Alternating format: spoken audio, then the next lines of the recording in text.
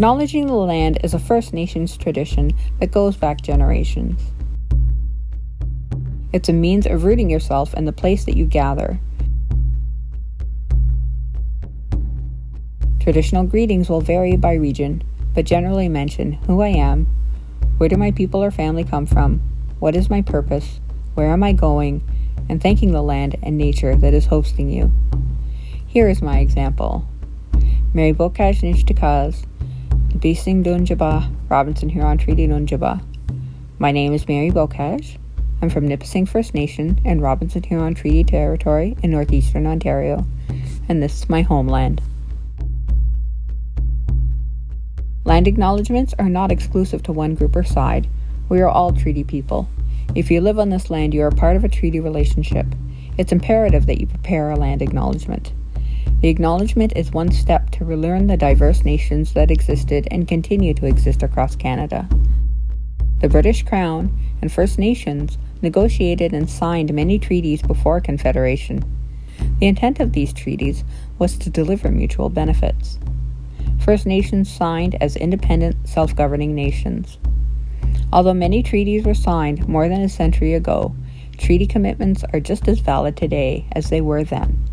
They are meant to be upheld and stewarded by us and our generations before and after. Language is important. We are not Indians, Aboriginal, or Native. Think of it this way. Indigenous is an umbrella term, and under it, the First Nations, Inuit, and Métis people. All are unique. All have differing relationships and history with the Government of Canada and the provinces. It is up to you to learn about this. The land acknowledgement that you create has to come from a good place. It can be as long or as short as you feel is right for you.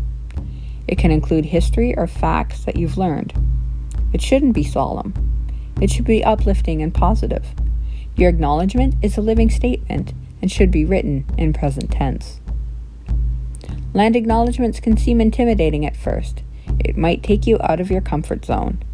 If you're in a situation where each person is stating their city and territory and you reside in the same area as them, it's important for each of us to say it, even if it seems repetitive.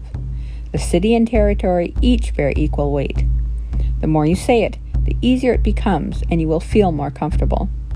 Once you feel that comfort, take the next step.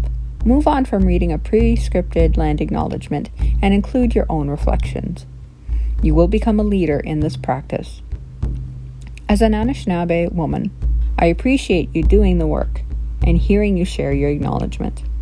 It is very important and meaningful to me.